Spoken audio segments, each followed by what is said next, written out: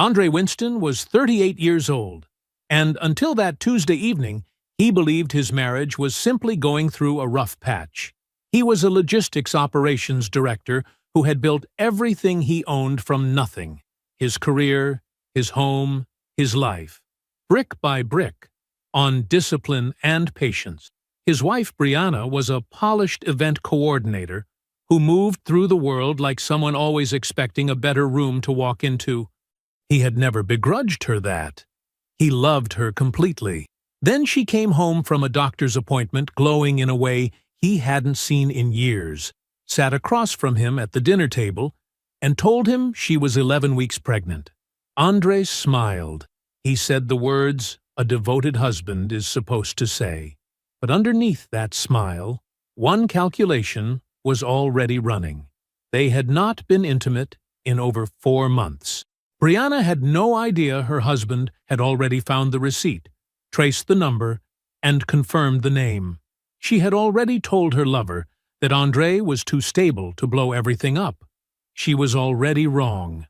And what Andre did next, quietly, methodically, without a single emotional outburst, she never saw coming. Before we jump into the story, comment where in the world you are watching from and subscribe, because tomorrow's story is one you need to hear. The coffee was black. No sugar, no cream. Andre Winston had never seen the point in softening things that were fine the way they were. He sat at the kitchen table at 4:47 in the morning, the way he had every weekday for the last 11 years. A stack of logistics manifests fanned out to his left. His laptop was open, its blue light sharp against the dark kitchen. A yellow legal pad sat to his right, already half filled with his handwriting, tight, even columns of numbers, notes, corrections. The house was quiet. It was always quiet at this hour, and that was the one thing he still loved about mornings. He reached for his mug without looking away from the page he was reading. His hand found the handle exactly where he'd left it. That was Andre, a man who always knew where things were. The kitchen was spotless. It was always spotless because Andre cleaned it. He wiped the counters after every meal. He ran the dishwasher every night before bed and emptied it every morning before he sat down to work. The trash went out on Tuesdays and Fridays without a reminder. The tile grout was clean because he'd resealed it himself last spring with a kit he'd ordered and researched for 2 weeks before buying. He had built this house into a home the same way he had built everything else in his life. Carefully, without ceremony, without anyone watching. He grew up in Compton, in a 2-bedroom house that his mother kept just as clean with a lot less to work with. She worked the early shift at a medical supply warehouse for 22 years. She packed his lunch every morning, made sure his clothes were pressed, and told him exactly 2 things with any regularity. The world will assume things about you. Don't give it evidence. And don't react. Respond.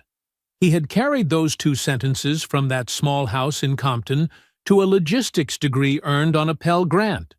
Through 6 years of working his way up at a regional freight company, into a director's role that now paid him $140,000 a year and would likely pay him more before the year was out. He had carried them into this house, too. A 4-bedroom in Baldwin Hills that he purchased outright 3 years before he ever married Brianna. His name on the deed, his money on the title, his work in every corner of it. He took a sip of coffee, set the mug down, made a note in the margin of the manifest. On the refrigerator in Brianna's handwriting was a grocery list. Oat milk, sparkling water, the fancy crackers she liked from the organic market on Crenshaw. Andre was the one who would buy them. He was the one who always bought them, even though the list was always in her handwriting. That was not a complaint. It was just a detail. Andre collected details the way other men collected grievances, quietly, without drama, storing them somewhere organized and waiting. There had been a lot of details to collect this past year. Her phone, face down on every surface, always face down, the way people leave phones when they've trained themselves to hide the habit. The screen lighting up in the night, and Brianna rolling over away from him to check it, thinking he was asleep. He was never asleep. The Tuesday 3 months ago, when she said she was at a client dinner until 10. He'd said nothing, only noticed the mileage on the shared Camry when she'd borrowed it because her car was in for service. The client dinner venue was 8 miles from their house. She had driven 43. The receipt he found in her coat pocket 6 weeks ago, a coat he was hanging up for her, because the hall closet handle stuck and she never remembered to lift and pull at the same time. The receipt was from a restaurant called Sable. Saturday, 8:14 p.m. Dinner for 2. Brianna had mentioned Sable once, 4 months earlier, when a colleague brought it up at a party. "I've never been," she'd said. "I keep meaning to go." He had pressed the receipt flat between his fingers, looked at it for 3 full seconds, and slipped it into the breast pocket of his own jacket. He had not said a word. The wedding photo used to hang in the living room, centered above the console table, lit by the lamp Brianna had picked out from a boutique in Silver Lake. It was a good photo. They were both laughing at something that had happened just before the shutter clicked. Something small and real. The way the best moments always were. Last month, he came home to find it moved to the hallway. No explanation, no rearrangement that would explain it. Just the photo, now sitting in a dim corner between the linen closet and the bathroom door, where no one would look at it unless they already knew it was there. Andre had straightened it, slightly off-kilter from wherever she'd hung it in a hurry. He straightened it and walked back to the kitchen and started dinner. Now he sat in the blue light of the early morning, his pen moving in steady lines across the legal pad, and he heard the stairs. Her footsteps were light. She always came down the stairs the same way, right hand trailing the banister, weight on the balls of her feet. But this morning, there was something else, a lift to her step, an energy she was carrying that he hadn't felt from her side of the house in a long time. Brianna appeared in the kitchen doorway, hair wrapped, wearing the cream-colored robe he'd bought her for Christmas 2 years ago. She looked. There was no other word for it. Bright. A specific kind of bright. The kind that comes from the inside of a person, from something they are carrying and have not yet decided how to say. She smiled when she saw him. It was a real smile. Andre looked up from his work. He held his coffee mug in both hands, and he looked at his wife, and he noticed everything. The brightness, the lightness, the particular way she was standing in the doorway, like a woman arriving somewhere she'd been looking forward to. He noticed all of it. He smiled back. The street was still when Andre pulled into the driveway and put the car in park. He didn't get out. He sat with the engine ticking down and his phone in his hand, the screen bright against the gray afternoon light coming through the windshield. The reverse search result was right there, plain as anything. He'd run it twice just to be sure. Once on a site Patrice had shown him years ago. Once through a second one he found himself. The number saved in Brianna's phone under Toya W. did not belong to a woman named Toya anything. It belonged to a business registration. A name, a face, once he searched it. Cortez Alston, 40 years old. Regional real estate developer. A LinkedIn profile with a professional headshot. Sharp jaw, tailored blazer, the particular smile of a man who had been told he was impressive enough times to believe it completely. A company called Alston Development Group. A few local news mentions. A ribbon cutting at a mixed-use project in Inglewood, 18 months ago. Andre stared at the name. Cortez Alston. He had heard it exactly once. A dinner party at the Mercer's house in Ladera Heights, maybe 8 months back. Someone had mentioned a new development going up near the 405. Brianna had said his name in the middle of a group conversation, light and incidental, like she was reading it off a sign she'd happened to pass. Isn't that one of Cortez Alston's projects? Then she turned to talk to someone else. Just like that. Easy. Unremarkable. Andre had not thought about it again until right now. He locked his phone and sat in the quiet car for another minute. He was not panicking. He never panicked. Panic was a leak in the system, and leaks got people hurt. What he was doing was something quieter and more precise than panic. He was making sure he understood what he was looking at before he decided what to do with it. He got out of the car. He went inside. He put his keys on the hook by the door and walked to the kitchen and called his sister. Patrice picked up on the second ring. "You, at the house?" she said. "Yeah." "Is she there?" "Not yet." He kept his voice level. "I need you to help me understand something." A short pause. He heard her chair roll back from her desk. Patrice had been a paralegal for 14 years, and she understood what those particular words meant in the particular way he had just said them. She didn't ask him to explain further. "Send me what you have," she said. 48 hours passed. Andre went to work. He reviewed manifests. He ran 2 team calls and approved a routing change for the Phoenix corridor, and ate lunch at his desk and came home both evenings at the same time he always did. He washed the dishes. He asked Brianna about her week. He listened to her answers. She mentioned a client event she was planning in Pasadena. She mentioned wanting to repaint the guest bedroom. She laughed at something she saw on her phone and turned the screen toward him. A video of a dog doing something clumsy. And he laughed too. And it was not a performance, exactly. It was the strange doubled life of a man who had not yet confirmed what he already knew. On the second evening, Patrice called him while he was in the garage. "The number is Cortez Alston," she said. "Registered to a secondary LLC he uses. I've got 3 properties on him, a business address in Culver City, and 2 more numbers associated with the same registration." A pause. "Andre, I hear you." This has been in her phone for a while. The contact was created 10 months ago. He said nothing for a moment. Then, "Okay. You all right?" "I will be." "Andre?" "I'll call you tomorrow, Patrice." He stood in the garage for a while after he hung up. The shelving unit along the far wall held his tools in labeled bins.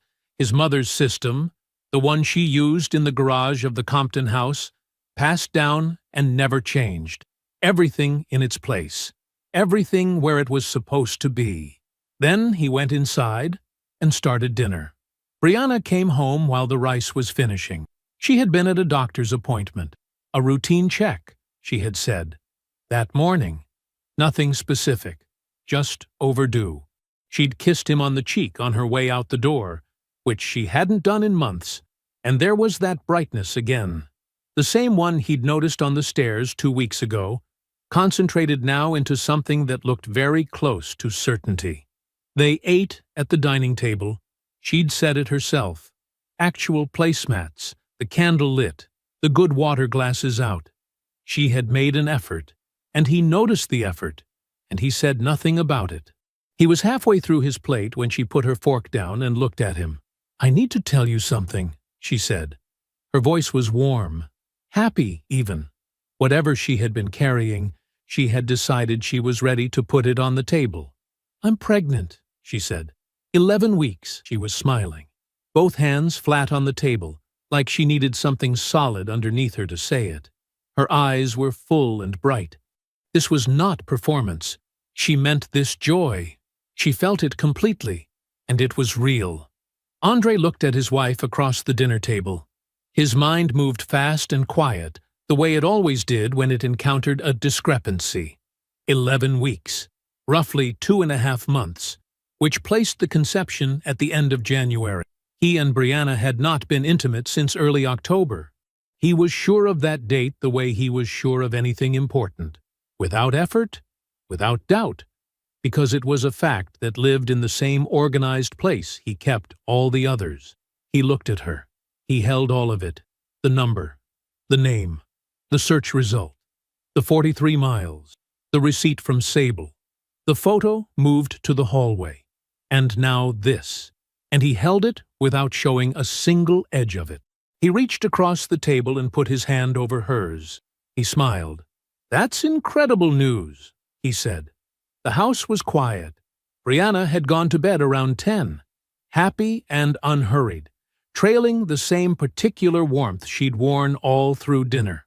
He'd heard her tell her mother on the phone that she was tired, but good. Glowing, her mother had said. He'd heard that, too. Andre had waited until the light under the bedroom door went dark. Then he sat down at his desk. He opened his laptop. He didn't know exactly what he was looking for yet. That was fine. He had started from less before. Over the next 4 days, he and Patrice built the picture piece by piece. She worked from her end. Property records, business filings, registration documents, the careful paper trail that exists around every person who moves money and makes deals. He worked from his dates, receipts, the small inconsistencies he had quietly catalogued over the past several weeks without knowing what they added up to. By the 4th day, they knew. The affair had been going on for 14 months. Not a moment of weakness. Not a lapse. 14 months of chosen, sustained, deliberate deception. Running almost perfectly parallel to the year Andre had spent quietly wondering what had shifted in his marriage and deciding each time to give it more time. He sat with that number for a while. 14 months. He let it mean what it meant, and then he moved forward. The professional dimension came from Patrice on the 3rd day. She had pulled Cortez Alston's recent development activity as a matter of routine, and something had snagged her attention. She called Andre on his lunch break. "You know the warehouse district your company operates out of? Off the 91 corridor?" "Yeah." "Alston filed a zoning variance application 6 months ago for a parcel right adjacent to it. Commercial mixed use." She paused. "Andre, the application has operational data in it. Traffic volume, loading frequencies, shift timing estimates. That's not the kind of information you pull from public records." He was quiet. "That's internal," he said. "That's what it looks like to me."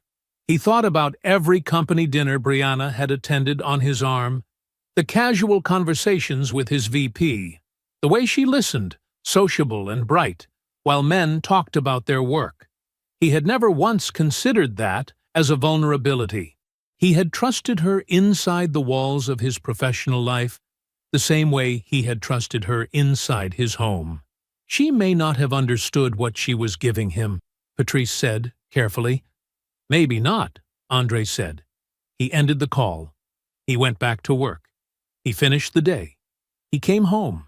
He asked Brianna how she was feeling, and she said tired but happy, and he made her tea and brought it to her on the couch. He was very good at this, he realized. The performance. He had been doing a version of it for a year, without knowing that was what it was. The text exchange came from a number Patrice flagged on the 5th day. A second number linked to Cortez Alston's alternate LLC, the kind of number a man uses when he wants a conversation to stay separate from everything else. Patrice had obtained a screenshot through a contact she trusted and did not explain further. Andre did not ask her to. He read it on his phone, standing in the garage. Brianna's number. Cortez's number. A conversation from 3 months ago.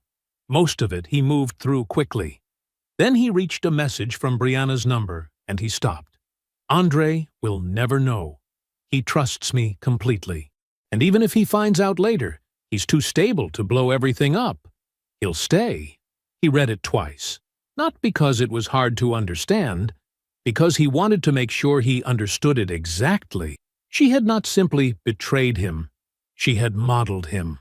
She had studied the man she was married to with enough precision to predict his behavior, and she had concluded, clearly, confidently, in writing, that he was the kind of man who would absorb this. She had used his own steadiness against him. She had taken the thing his mother built into him, the discipline, the patience, the refusal to react without thinking, and she had calculated it as a liability. She was wrong, but she didn't know that yet. He called Naomi Osei the following morning. She picked up on the 3rd ring, and he told her to set aside an hour. She asked if he could come to her office on Thursday. He said yes. He sat across from her 2 days later and told her everything in the order it happened. No emotion in his voice that wasn't necessary. No gaps. Naomi listened without interrupting. She had a yellow legal pad open on the desk, but she barely wrote on it. She was the kind of attorney who processed out loud only when she was ready to. When he finished, she asked 2 questions. Then she set her pen down. "What outcome do you want?" she said. He told her. She looked at him for a moment. Then she nodded. Once, the way a person nods when something confirms what they already suspected. "Then don't do anything," she said. "Not yet. Let me build it first." He drove home in the dark. He went inside, checked the door, turned off the kitchen light, and sat down at his desk without turning on the lamp. The room was quiet around him. His laptop was closed. His hands were flat on the desk. He began going through everything he owned and everything he had built, piece by piece in his mind. Naomi's office was on the 14th floor of a building in Riverside that smelled like carpet cleaner and recycled air. The waiting room had 2 chairs and a small table with a plant that looked like it hadn't needed watering in years. Everything about the space said function over impression, which was exactly why Andre trusted it. He arrived 7 minutes early. He sat down. He set the folder on his knee and waited. Naomi opened the door herself and waved him in without ceremony. Her office was clean and ordered in the way that communicated she knew where everything was without needing to prove it.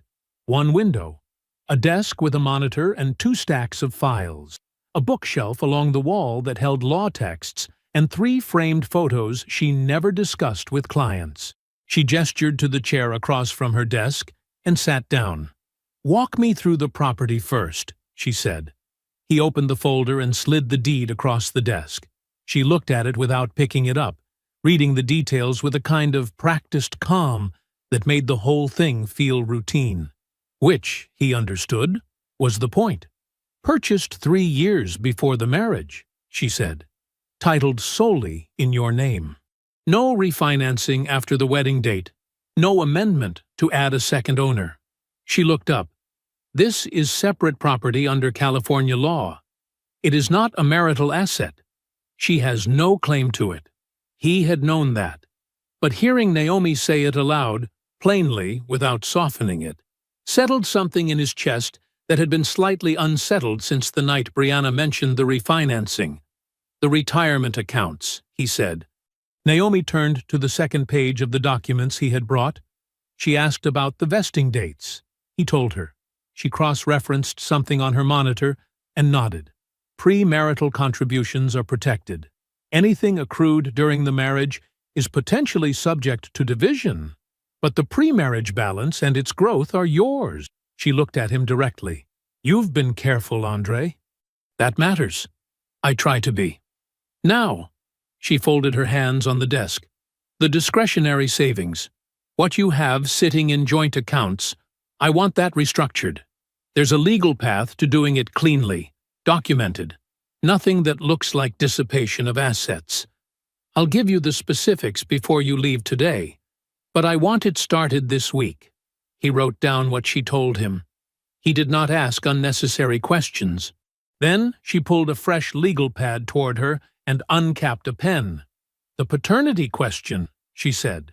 Her voice didn't change in tone. It was the same measured register she used for property law.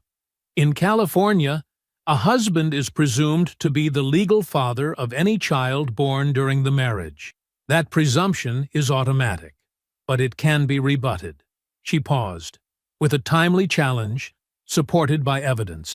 The biological father then assumes full legal and financial responsibility for the child. What does timely mean? It means we file before the birth, or close after. We don't wait. She wrote something on the pad. "I'm going to start building that file now. I'll need the timeline you documented. Last date of marital intimacy, any medical records you have access to, the communications evidence Patrice compiled." She looked up. "This is not a complicated case once the documentation is organized. The complication is that it requires you to hold your position for a few more weeks without changing your behavior. I can do that, he said. She studied him for a moment, in the way that wasn't skepticism. It was the particular look of someone who already believed him, and was confirming it. I know you can, she said.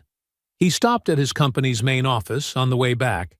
He found the compliance officer, a quiet man named Garrett, eating lunch at his desk. Andre knocked on the open door and kept his posture easy and unhurried, just a man stopping by. Hey, Andre said. I want to initiate a routine security review. I have some reason to think that operational data from our warehouse district, shift logistics, traffic volume, loading schedules, may have been accessed externally. Probably nothing. But I want it in the system. Garrett put down his fork. You want to log it formally? Yeah. Routine inquiry. No urgency. Just want the paper trail started in case anything surfaces later. Garrett nodded and pulled up the intake form on his screen. Andre gave him the specifics, framed carefully, framed correctly, framed as procedure. By the time he walked back out to the parking lot, the report existed. It had a timestamp. It had his name on it as the reporting employee. Somewhere across the city, Cortez Alston was going about his day, without knowing that a thread had just been attached to him. Patrice came over that evening with food in plastic containers, and the specific energy of a woman who was not going to make him ask for company. They sat at the kitchen table. She portioned out the food, and they ate for a while without talking, which was its own kind of conversation. Then Andre set down his fork. The worst part, he said. He didn't look up right away. It's not what she did. It's that she knew me. She knew exactly who I was. He paused, and she looked at everything I am, and decided it made me safe to lie to. Patrice was quiet. She let the words settle before she responded. She looked at everything you are, she said, and calculated that it worked in her favor. She met his eyes. That's not just a betrayal, Andre. That's a bet. He looked at his sister across the table. Then make sure the bet costs her everything. Andre stood at the bathroom mirror at 6:47 in the morning and practiced being a husband. Not the one he actually was. The other one. The one who didn't know. The one who had sat across a dinner table 11 days ago and heard the words 11 weeks pregnant, and felt his chest turn to stone while his face stayed warm and open. He watched his reflection. He adjusted the set of his jaw. He let his eyes soften. There it was. That was the face. He turned off the bathroom light and went downstairs. The OB's office was in a medical complex off the 215, the kind of building with a fish tank in the waiting room and soft music piped through speakers in the ceiling. Brianna held a clipboard with intake paperwork on her lap. Her knee bounced with a small, happy energy he recognized from early in their marriage. Before the phone started staying face down, before the evenings started going unaccounted for, he sat beside her. He held her hand when she reached for his. Her fingers were warm. She leaned her shoulder against his and looked down at the paperwork and smiled to herself. Not at him, just at something inside her own mind. Something good that lived there now. He kept his thumb moving slowly across her knuckles. He thought about logistics manifests, about route optimization, about the compliance report sitting in Garrett's system with a timestamp on it. He kept his breathing even. He kept his face calm. A nurse called Brianna's name, and they walked back together.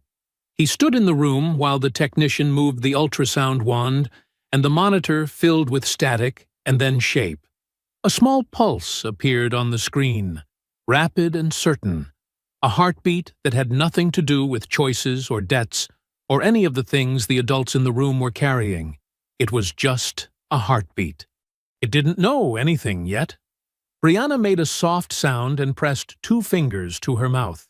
Andre looked at the screen. He kept his face composed in the particular way a man keeps his face composed when he is looking at a thing that is both real and not his. when the thing is innocent and the situation is not. He said, "Look at that." His voice was steady. Warm. He had worked on that too. Brianna turned and looked at him with wet eyes and a smile that was completely genuine. And for just 1/2 of 1 second, something moved through him that was not strategy. It was the residue of 8 years. It was grief wearing the face of a moment that should have been different. Then it passed, and he was back. The family dinner was 3 weeks later. Brianna's mother had arranged it, a Sunday meal at Dwight and Sandra's house in Fontana, the kind of house that smelled like good cooking from the driveway. There were relatives he recognized, and a few he didn't. There was a banner in the dining room. There were balloons. Andre moved through it the way he moved through every room he'd ever had to manage, reading it, holding his position, making himself exactly legible enough, and nothing more. He shook hands. He accepted congratulations. He laughed when laughter was expected, and nodded when nodding was sufficient. Brianna was radiant at the center of all of it. She moved from person to person with the ease of a woman who had finally arrived somewhere she'd been trying to get to. Animated, warm, certain of herself in a way that made the people around her light up in response. She was good at this. She had always been good at this. Andre watched her from across the room and felt nothing that would have been visible to anyone watching him. That was the point. Dwight Holloway was watching. Andre noticed it the way he noticed everything, peripherally, without acknowledgement. Dwight was 64 years old and built like a man who had worked with his body for decades and never entirely stopped. He had a quiet face and slow eyes that missed nothing. He was the kind of man who asked one question instead of 10 and waited as long as necessary for the answer. He caught Andre in the kitchen. The noise from the dining room carried through the wall. Laughter, someone's little cousins running across the floor, the familiar chaos of a family gathering. In the kitchen, it was just the two of them, and the low hum of the refrigerator. Dwight stood with his hands in his pockets and looked at Andre with the particular directness of a man who had never needed to dress something up to say it. "Son." A pause. "You all right?" Andre met his eyes. He held them for a moment, not defensively, not with performance, just honestly, in the only way the question deserved. "I will be," he said quietly. Something passed across Dwight's face. Not pity, not alarm. Recognition, maybe. The specific recognition of a man who had heard that particular kind of answer before and understood exactly what it carried. He gave a single slow nod. He didn't ask again. But when he walked back out into the dining room, his eyes moved differently, and they stayed that way for the rest of the evening. On the drive home, Brianna talked about nursery colors. She favored a warm sage green, she said, or maybe a soft yellow, something neutral, something that could grow with the baby. She had saved a folder of photos on her phone. She would show him later. Andre kept both hands on the wheel and watched the freeway lights pass overhead in long, even intervals. "Sure," he said. "Whatever you think looks right." Andre's phone buzzed against the break room table at 12:17 on a Tuesday. He was eating alone, a habit he'd kept for years, not out of antisocialness, but because lunch was the 1 hour of the workday he could think without someone else's noise in the room. A plastic container of leftovers, a bottle of water, the low hum of the vending machine in the corner. He looked at the screen. Naomi. Marked urgent. He put down his fork. He took the call in the stairwell with the door pulled shut behind him. "Talk to me," he said. Naomi's voice was measured. It was always measured. Even now, even carrying what she was carrying.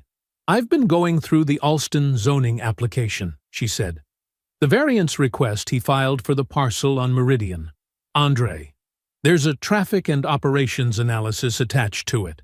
12 pages, detailed load distribution, off-peak delivery windows, average daily vehicle counts by time block." He said nothing. He already felt where this was going. That level of specificity, Naomi continued, doesn't come from public record. It doesn't come from a site survey. It comes from inside the operation. A pause. Your operation. He leaned his back against the cinder block wall. The stairwell was cool and gray and completely still. How specific? He asked. Specific enough that I recognized 3 of the metrics from the quarterly efficiency report your VP presented at the industry dinner in March of last year. Her voice stayed even. The one Brianna attended with you? He closed his eyes. Not from shock. He was past shock. He closed them because the picture had just become complete. Every edge sharp, every line connected. And sometimes a complete picture required 1 second of darkness before you could look at it properly. 14 months, the conversations she'd had beside him, the dinners, the small talk, the way she'd smiled at his colleagues and asked interested questions and remembered details because she was good at that. She had always been good at that. She had been collecting, and she had handed it to another man, and he had built something with it. Andre opened his eyes. I'm going to call legal today, he said. Garrett's been holding the compliance flag since last month. I'll give him the specific documents. I've already prepared a summary you can forward, Naomi said. I'll send it to your secure email in the next 10 minutes. Good. Andre? A brief pause. This changes the character of what she did. You understand that? I understand it, he said. He did. He had understood it the moment Naomi said your operation. This wasn't only a broken marriage. It wasn't only a lie carried for 14 months in the dark. It was his work. The thing he had built with precision and discipline and early mornings and late nights turned into a tool for another man's benefit. She had reached into the one place that was entirely his and used it without a second thought. He said goodbye to Naomi. He stood in the stairwell for 30 more seconds. Then he went back to the break room, sat down, and called Garrett.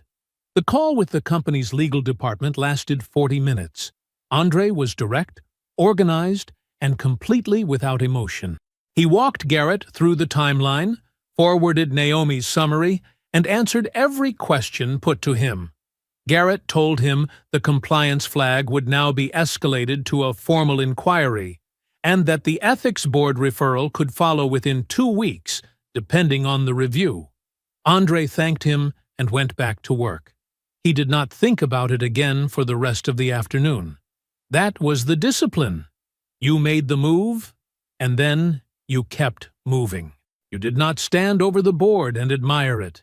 There was still too much left to do. Brianna brought it up on a Thursday evening. Andre was at the kitchen table with his laptop open when she came in from the living room and sat across from him with the particular posture of someone who had rehearsed a conversation and was now settling in to deliver it. Back straight, hands folded on the table. A soft expression she wore when she wanted something and had already decided how to ask. I've been thinking, she said, about the house. He looked up from his screen. She talked for several minutes. Her voice was warm and practical at the same time. She was good at that combination. Now that the baby was coming, she said, it made sense to think about the future, about security, about what it would mean for their family to have the house properly in both their names. She had looked into refinancing options. The rates weren't bad right now, and adding her to the deed would be straightforward, she thought. Just paperwork. Just making things official the way they probably should have been a long time ago. She finished. She looked at him with open, reasonable eyes. Andre sat back slightly. He let a beat pass. I'll have my attorney look at the paperwork, he said. The words were quiet, unhurried, completely ordinary in tone. But something happened in Brianna's face. A small thing. Almost nothing. A flicker at the edge of her expression. Like a light going unsteady for just a half second before holding again. Her eyes adjusted in some way she didn't control. She recovered quickly. She nodded and said that sounded fine, and pushed back from the table and moved toward the kitchen. She was refilling her glass at the sink when she heard Andre's footsteps on the stairs. She stood there with the water running. His attorney. She turned the phrase over without meaning to, the same way you press your tongue against a sore tooth. Not hard enough to hurt, but too deliberate to be accidental. Andre had never mentioned an attorney. Not in 8 years of marriage. Not once. He handled things himself. Or he called Patrice. Or he just handled it. That was who he was. She set the glass down on the counter. Upstairs, a door closed softly.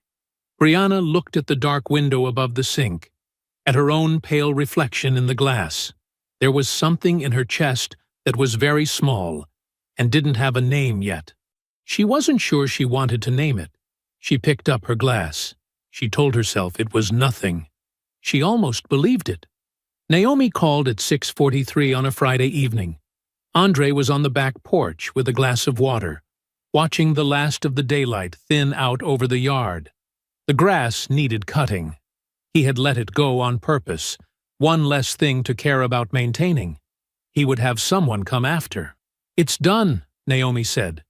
"Everything is finalized and ready to file at your instruction. I need you to say the word, and it moves." He nodded, even though she couldn't see it. "Walk me through it." She did. Her voice was the same as it always was, clean and precise, no wasted syllables. The divorce petition was complete and in order. The separate property documentation on the house was airtight. Deed, purchase date, title history, all of it organized and ready to withstand any challenge. His pre-marriage retirement accounts were similarly documented and protected. The paternity challenge filing was prepared and would be submitted simultaneously with the divorce petition, citing conception timeline and requesting court-ordered biological testing. California law was clear on the rebuttal process, and Naomi had built the file accordingly. "And Cortez?" Andre asked. "The compliance review concluded 2 days ago," Naomi said. "The formal inquiry has been referred to the City Ethics Board. Cortez's zoning variance application is flagged as part of an active investigation into the sourcing of proprietary operational data. His financing consortium has a standard ethics clause. The moment this becomes public record, which it will, they have grounds to pause the deal." She paused. "He will not know where it started. There is nothing that points back to you beyond a routine internal security flag your company filed months ago." Andre said nothing for a moment. "You built it clean," he said. "That's the only way I know how to build it," she said. "Say the word, Andre." He looked out at the yard, the grass, the dark line of the fence at the back of the property, the house he had bought with his own money before he ever put a ring on anyone's finger. "Tomorrow morning," he said, "after I talk to her." "I'll be standing by," Naomi said. "Call me when it's done." Patrice came over an hour later with a container of soup she'd made herself and a bottle of sparkling water because she knew he wasn't drinking right now. She didn't announce any of this. She just came in, set things on the counter, and moved around his kitchen the way she always had, like it was partially hers, which in some way it always had been. They ate on the couch. The television was off. Neither of them reached for it. For a while they just sat there, and that was enough. Patrice was the one who finally spoke. "How do you feel?" Andre thought about it. He gave the question real consideration instead of answering by reflex. "Not how you'd think," he said. "I thought I'd feel, I don't know. Ready? Something sharp." He turned the water bottle in his hands. "I just feel done. Like I've been carrying something for a long time, and tomorrow I set it down." Patrice looked at him. She didn't rush past what he said. "That's what done feels like," she said. "People confuse it with empty. It's not the same thing." "She knew me," Andre said. It came out quieter than he meant it to. "That's the part I keep coming back to. She didn't just lie to me. She knew me well enough to calculate that I wouldn't move. She looked at everything I am and decided it made me safe to use." He was quiet for a second. That's a particular kind of thing to do to somebody. Patrice set her bowl down on the coffee table. She turned toward him. It is, she said simply. She didn't dress it up or soften it. And tomorrow she finds out she was wrong about who she married. Andre nodded slowly. They sat together until almost 9. When Patrice left, she squeezed his arm at the door and didn't say anything else. She didn't need to. He called Dwight Holloway at 9:15. The older man picked up on the second ring, the way he always did, like he kept the phone close and answered it as a matter of basic respect. "Andre," Dwight said. "Yes, sir." Andre sat down on the edge of the bed. "There's something you need to know before tomorrow. I wanted you to hear it from me personally, not from anyone else." A brief silence. Then, "Go ahead, son." The call lasted 30 minutes. Andre told him everything. He was organized about it, the same way he was organized about everything, but he was also honest in a way that had nothing to do with strategy. He told Dwight about the affair, the timeline, the pregnancy, the text Brianna sent Cortez about him being too stable to act. He told him about the house, the deed, the filing that was ready to move in the morning. He told him about the zoning application and what was inside it. Dwight said very little. He asked 2 questions, both of them quiet and direct, and Andre answered both of them honestly. When it was over, Dwight said, "Thank you for calling me yourself." "You deserved that," Andre said. After they hung up, Andre sat with the phone in his hand for a moment. Then, he set it on the nightstand. He laid out his clothes for the morning. Pressed shirt, dark slacks, shoes that were already clean. He moved through the routine without hurry. Then he got into bed and closed his eyes and slept. The coffee was already made when Brianna came downstairs. Andre sat at the kitchen table with both hands around his mug, back straight. No phone in sight. The Sunday morning light came in through the window over the sink, pale and even, the kind of light that showed everything clearly. Brianna was still in her robe. Her hair was loose. She moved toward the coffee maker on automatic, humming something low under her breath. And it struck Andre, not for the first time, how completely at ease she was, how certain she was that the morning was just a morning. "Sit down with me," he said. Not a question. Not harsh, either. Just a sentence with a direction in it. She turned, mug in hand, and smiled at him. "Good morning to you, too." "Brianna." He looked at her steadily. "Sit down. No phones. I need to talk to you about the baby." Something moved across her face, too quick to name. She came to the table and sat across from him, cradling her mug with both hands. She looked at him with the particular expression of a woman bracing for a conversation she has already rehearsed. She was braced for the wrong one. Andre set his mug down. He folded his hands on the table. "I know about Cortez," he said. Silence. "I've known for several weeks," he continued. "I have documentation, a credit card statement from an account you opened separately, hotel charges, phone records connecting your contact listed as Toya W. to a number registered to Cortez Alston." He paused. "The affair has been going on for 14 months, Brianna. Not a moment of weakness. 14 months of decisions." She opened her mouth. "I'm not finished," he said. Quiet, firm. She closed it. "I've already filed a paternity challenge with the court. The conception timeline makes it factually impossible for that baby to be mine. We haven't been intimate in over 4 months. The filing requests court-ordered biological testing. That process is already moving." He watched her face. "You are not going to be able to stop it." Brianna's knuckles had gone pale around her mug. Her jaw was tight. "There's something else," Andre said. "Cortez submitted a zoning variance application for property adjacent to my company's warehouse district. That application contained detailed internal operations data, traffic analysis, logistics routing that could only have come from inside my company. Information you had access to through 2 company dinners you attended as my wife." He let that land. "That application is now part of an active ethics inquiry." His financing is at risk. That paper trail does not lead back to me. It leads back to a routine security flag my company filed months ago. He paused.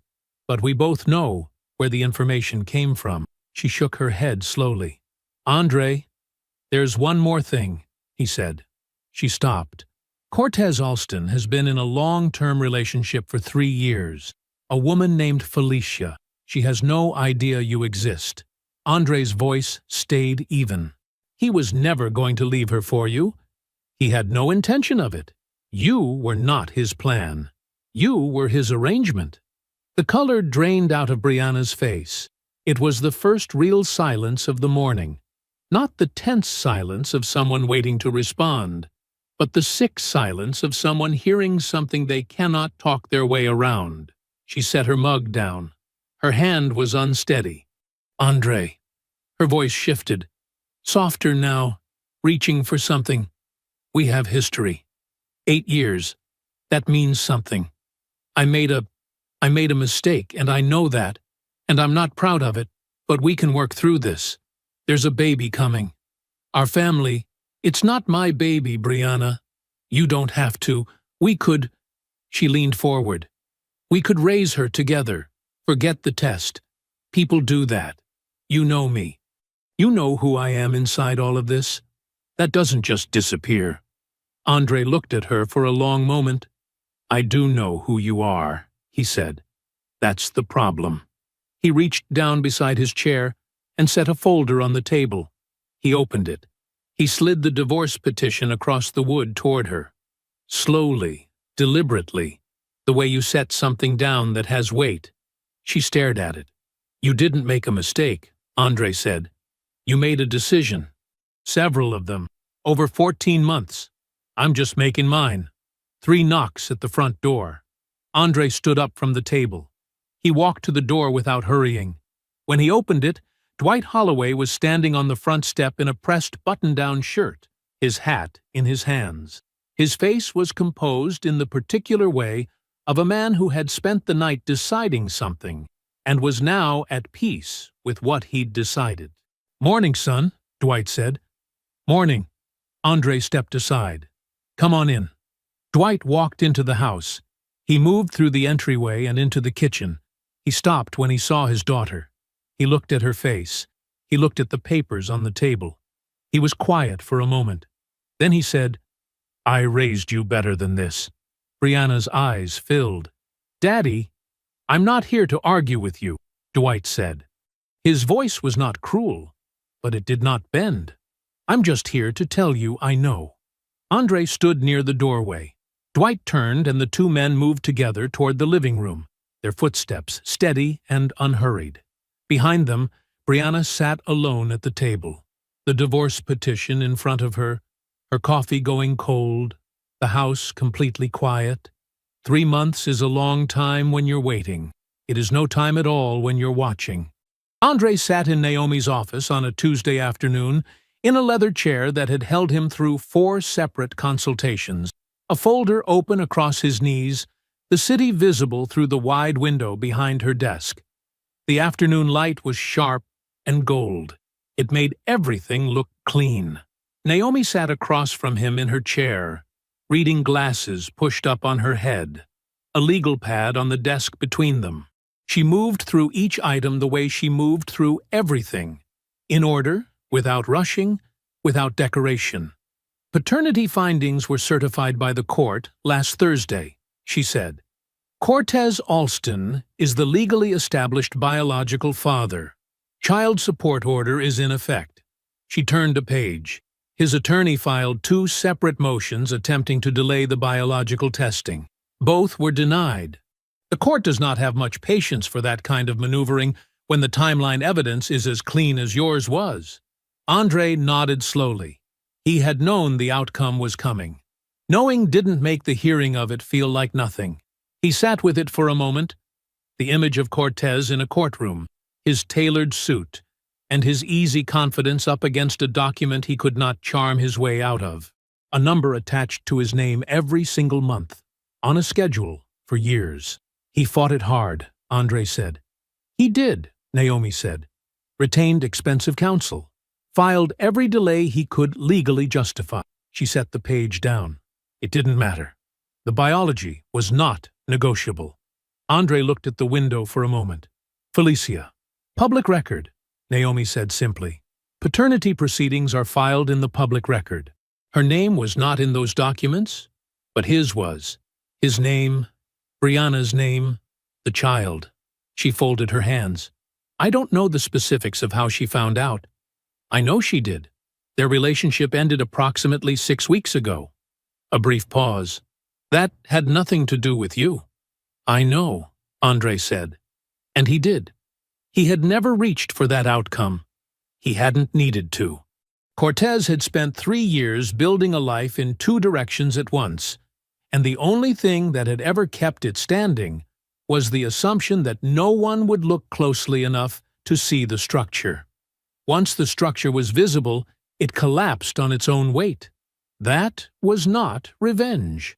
That was just physics. Naomi moved to the next item on her legal pad. The compliance review concluded 6 weeks ago, she said. The Ethics Board issued its findings. The zoning variance was denied. The findings cited the use of improperly sourced proprietary data in the application, specifically flagged the operations analysis section. She looked at him over the pad. His primary financing partner withdrew within 2 weeks of the finding, becoming public. The development timeline for the Warehouse District project is dead. His firm has since been restructured under his partner Marcus Webb's name. A brief, measured pause.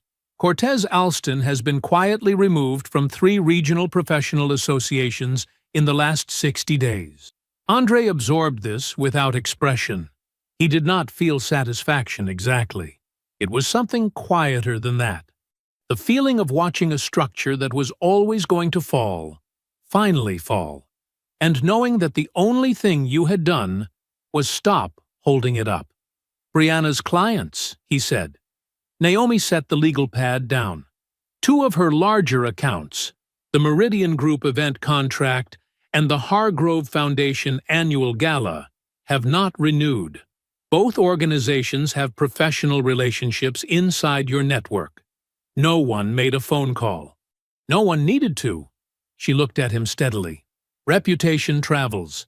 Event coordination is a business built entirely on trust and relationships. Once the circumstances of your divorce became known in those circles, and they did become known, the math changed for people. That's not something you engineered. No, Andre agreed. Her business will recover, Naomi said. Eventually. She is talented at what she does, but she will be rebuilding from a smaller place than she expected to be at this point in her life. Andre thought about Dwight. He had spoken to him twice since the morning of the confrontation. Not long conversations, the kind men like Dwight had. Short, direct, carrying more than they said. Dwight was at his granddaughter's side without hesitation. That baby had done nothing wrong, and Dwight understood that with his whole chest. But when the subject of Brianna came up, the choices she had made, the man she had treated as predictable, disposable, Dwight's voice went flat in a particular way. Not cold, just settled. The way a man sounds when he has made his peace with a disappointment he knows is permanent. There was no recovering from that. Not for Brianna, not with her father. Andre already knew that. He had known it the morning Dwight walked through his front door with his hat in his hands, and his mind already made up. Naomi closed the folder. She looked at him across the desk. That's everything, she said. You're clear on all fronts, legally, professionally, financially. She held his gaze. It's done, Andre. He stood up from the chair. He straightened his jacket. He reached across the desk and shook her hand. A firm, unhurried grip. Thank you, Naomi, he said, for all of it. She nodded once. Go home. He walked out of her office, through the carpeted hallway, past the receptionist's desk, and through the glass front door into the afternoon. The sun was still sharp. The air had a little weight to it. He stood on the sidewalk for a moment with no particular urgency pulling him anywhere. He started walking toward his car. The moving truck arrived at 9 in the morning. Andrei stood in the living room with his hands at his sides and watched two men in gray uniforms carry boxes through the front door. Brianna's boxes, labeled in her careful handwriting: bedroom, closet, kitchen, mine, bathroom. She had been specific about what was hers. She had always been specific about what was hers. She directed the movers from the hallway, pointing and giving instructions in a voice that was measured, controlled, professional. The voice she used when she was working, when she needed to hold herself together in front of people she didn't know. Andrei didn't help. He didn't interfere. He just stood there in the living room where they had shared 8 years of a life, and he watched the boxes move out of the house the way he watched everything, quietly, completely, without missing a single detail. At one point, Brianna passed through the room. She paused for just a moment, maybe 3 steps from him, and looked at his face, like she was searching for something. Grief, maybe, or anger. Something she could use to tell herself the story differently. He didn't give her anything. She picked up the last item from the shelf, a small glass bowl she'd bought at a street market years ago, and carried it out to the truck. An hour later, she was gone. Andrei walked through the house alone. He moved slowly, room to room, not because he was lost, but because he was taking inventory of a different kind. Not the legal kind. Not the financial kind. The kitchen was still his kitchen. He had installed the under-cabinet lighting himself on a Saturday 3 summers ago, following a YouTube tutorial twice until he got it right. The tile in the hallway was the one he had spent 2 weekends laying by hand because the contractor's quote had been too high and he had the time and the patience and the will to do it himself. The back door, still stuck slightly at the bottom, had since the first winter, and he had always meant to fix it, and never had. And somehow, that particular unfixed thing felt more like his than almost anything else in the house. He stood in the bedroom for a long moment. The closet on her side was empty. The hangers were still there, pushed to one end, bare. He looked at them for a moment. Then he walked back downstairs. He was not empty. He had expected to feel empty, and he did not. What he felt was closer to the feeling after a long illness, not recovered yet, not fully, but the fever broken. The body remembering what it felt like to simply be a body, without the weight of something fighting inside it. The house was intact. Everything here had been built by his hands, paid for by his discipline, maintained by his patience. She had lived inside what he built. She had not built it, and she had not been able to take it. He went to the kitchen and made coffee. He washed the single mug when he was done. Patrice arrived at 6:30 with a foil pan of something that smelled like garlic and rosemary, and a paper bag with 2 bottles of sparkling water, because she had always maintained that real celebrations didn't require alcohol to mean something. She set the food on the counter, looked around the kitchen once, and said, "You cleaned." It needed it.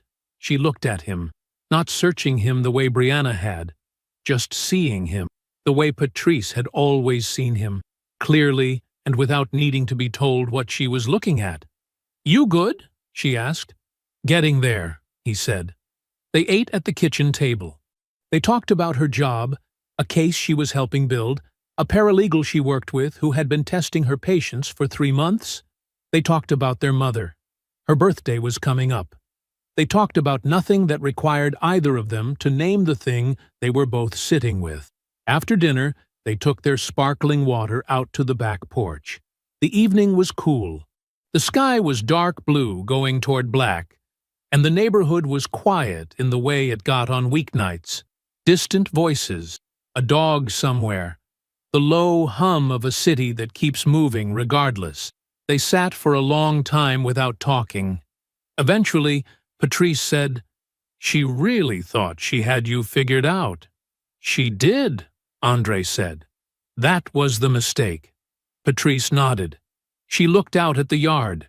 "You're going to be all right, you know," she said. Not as a comfort. as a fact, the way Patrice stated facts. Andre looked out at the dark yard, at the fence he'd repaired 2 springs ago, at the concrete he'd poured for the patio, at the back door that still stuck a little at the bottom and always had. "I know," he said, 18 months later. "My mother used to say, don't react, respond." I spent 8 years of my marriage forgetting that. I spent 6 weeks remembering it. Brianna is raising her daughter, a little girl named Camille, born healthy, born innocent of everything, with minimal financial support from Cortez, and the kind of real, complicated present support that only Dwight knows how to give. He is there every week. He loves that child with everything he has. His feelings about how she came to exist are his own business, and he manages them the way men like Dwight manage hard things, quietly, privately, without ever letting the child feel the weight of them. Cortez pays child support on the 1st of every month. He resents the number. He will resent it for years. His firm operates under Marcus Webb's name now. He attends fewer industry events than he used to. He is still charming at the ones he does attend. He has learned nothing, which means the next version of this story is already in progress somewhere, with someone else at the center of it. I was promoted to Vice President of Operations 7 months ago. I purchased an investment property in February, a duplex, both units cash flowing, titled in my name alone. I have someone in my life now, a woman I will describe only as someone who sees me. Not the version of me that is useful or stable or predictable. Me. It is a quieter thing than I expected love to feel like the second time. I am learning that quiet is not the same as small. I still live in the house. The back door still sticks. I keep meaning to fix it. I probably won't. I don't have any regrets about how it ended. I have some about how long I waited to begin. I hope you enjoyed that one. Be sure to like the video and subscribe so you don't miss the next story. I've picked out 2 more for you that I think you'll really like.